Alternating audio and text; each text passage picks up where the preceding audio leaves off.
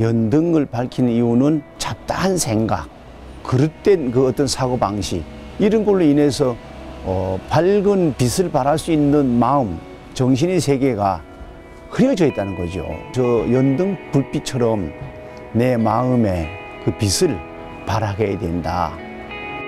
매년 몇 주간 전국 사찰과 도시를 밝히는 연등. 그 연등을 다는 부처님 오신 날. 여러분에게는 단순한 공휴일인가요? 아니면 더 큰 의미가 있는 날인가요? 음력으로 4월 8일을 4월 초파일 이제 그렇게 하잖아요. 그런데 그 뜻이 부처님 생일날이요.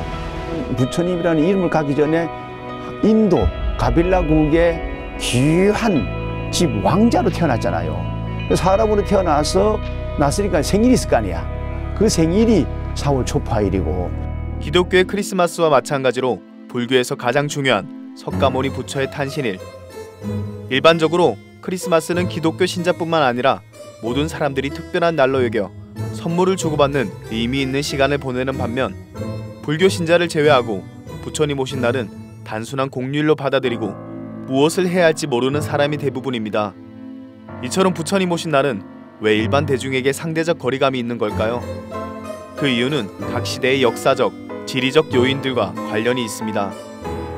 신라 고려시대에는 산속은 물론 경주나 개성 등 도성을 중심으로 도심에 많은 사찰이 건립되었으나, 조선시대에는 억불 정책으로 인하여 산에만 건립되었고 그것을 세우는 것은 쉽지 않았습니다.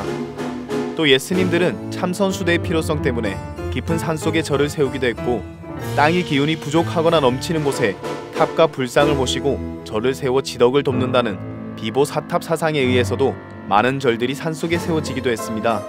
도심 속 수많은 교회와는 달리 교외에 위치한 절로 인해 일반 대중과 거리가 생기게 된 불교. 하지만 이제 이런 불교도 조금은 달라진 모습을 보이고 있습니다. 바로 도심 포교입니다. 사찰은 주로 산에 있다 하더라, 또 산중에 있다. 그거는 그 시대는 그랬어요.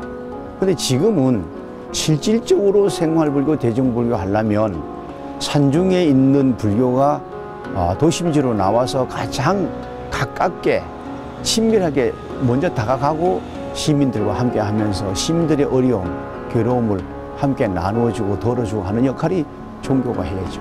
그래서 이렇게 나오는 겁니다. 산속에서 도심으로 한 걸음 다가간 불교라는 종교. 각박하게 돌아가는 현대사회에서 마음의 위로를 주는 종교라는 매개체는 대중에게 국가가 해줄 수 없는 중요한 역할을 하고 있습니다.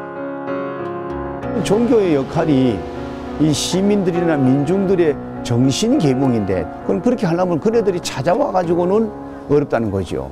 그럼 이 도심 포교를 해야 할 당위성이 나라를 위해서라도 또는 시민들을 위해서라도 모든 종교, 특히 사찰은 훨씬 가까이 와서 국민들과 더불어서 희로애락을 듣고 또 함께 나누는 그런 역할을 해야 된다고 합니다. 그래서 도심 포교에 우리가 특히 더 힘을 쓰고 있습니다. 대중에게 한 발짝 더 다가간 사찰들. 그중 삼광사는 도심 속에 있는 부산의 대표적인 사찰입니다. 삼광사는 이름에 걸맞게 신자, 기도가 많고 특히 계절마다 열리는 축제로 유명합니다.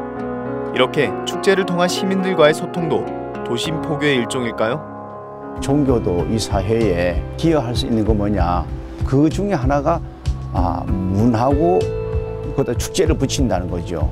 대표적으로 연등축제, 연꽃축제, 가을에 이제 국화축제를 해서 6, 7개월 정도가 이제 시간을 다 보내는데, 그렇게 한 이유가 눈으로 보기 위해서 오는 곳도 있지만 왔다가 잠시 앉아서 걸으면서도 생각을 하게 되고 마음이 편하다는 거죠.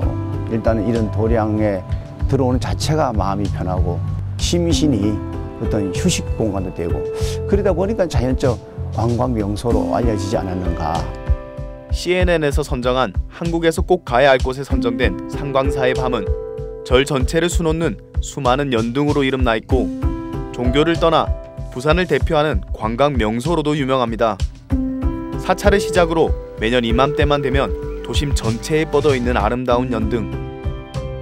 불교에서 연등은 과연 어떤 의미일까요? 연등을 밝히는 이유는 빛을 의미하잖아요. 그럼 빛은 어두움을 밝혀주잖아.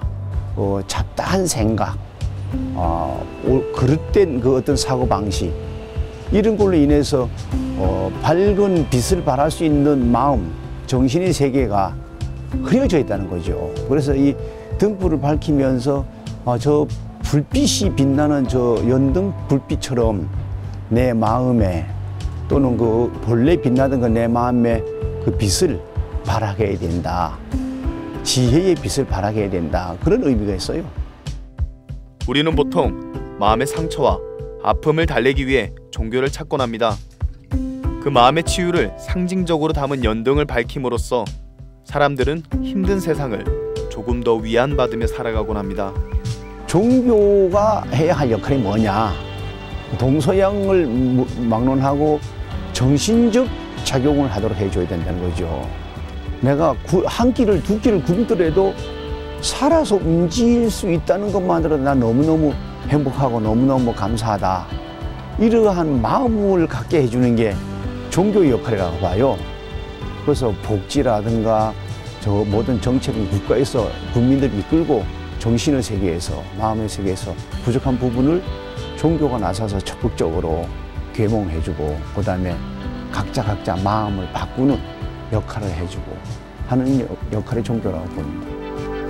연등 하나의 과거를 반성하고, 연등 하나의 현재를 감사하고, 연등 하나의 미래를 기대하는 하늘에 걸린 수많은 연등은 아마 힘겹게 이 사회를 살아가는 수많은 사람들의 희망을 반영한 것은 아닐까요?